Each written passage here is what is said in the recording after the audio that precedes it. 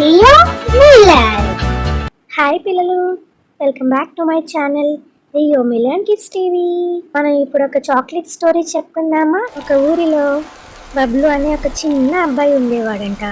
వాడికి చాక్లెట్స్ అంటే ప్రాణం అంట. టిఫిన్ వదిలేసిన, అన్నం వదిలేసిన చాక్లెట్ మాత్రం వదిలేవాడు కాదంట. కళలో కూడా చాక్లెట్ చాక్లెట్ అని అనేవాడంట.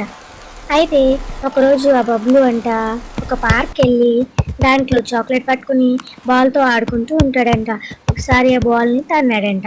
బాల్ తన్నేటప్పటికి ఆ బాల్ వెళ్ళి ఒక చెట్టుకు తగిలిందంట. ఒక పెద్ద చాక్లెట్ ట్రీ కనబడిందంట.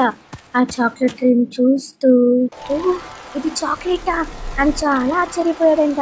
ప్రతి కొమ్మపై అంట తినే చాక్లెట్లు ఉన్నాయంట, కొన్ని బార్స్ ఉన్నాయంట, కొన్ని బంతుల్లో చాక్లెట్స్ ఉన్నాయంట.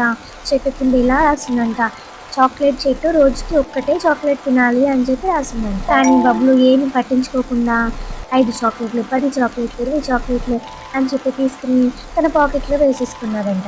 అప్పుడు తిరిగేటప్పటికి ఆ చెట్టు అంతా చాక్లెట్స్ అన్నీ రాలిపోయి ఆ చెట్టు ఎండిపోయినట్టు అయిపోయిందంట.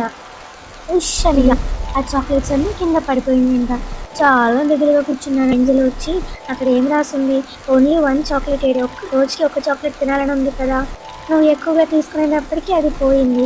ఏది మితిమీరి తినకూడదు బబ్లు, ఒకటి తీసుకో, అందరికీ షేర్ చేసుకో, అంతేగాని అట్లా తిన అని చెప్పి వెళ్ళిపోయిందంట. నెక్స్ట్ డే చక్కగా పెద్ద చాక్లెట్ చెట్టు వచ్చేసిందంట. మళ్ళీ ఆ ఫ్రెండ్స్ అందరికీ షేర్ చేశాడంట. అందుకే పిల్లలు చాక్లెట్స్ ఎక్కువ తినమాకండి. బబ్లుకి ఇష్టం కాబట్టి రోజుకి 1 చాక్లెట్ తిన్నాడు.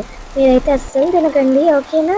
ఈ చిన్న చాక్లెట్ స్టోరీ మీకు నచ్చినట్లయితే నా ఛానల్ లైక్ చేసుకొని సబ్స్క్రైబ్ చేసుకోండి. ఇలాంటి కథలు వస్తాయి, ఓకేనా. బాయ్ పిల్లలు.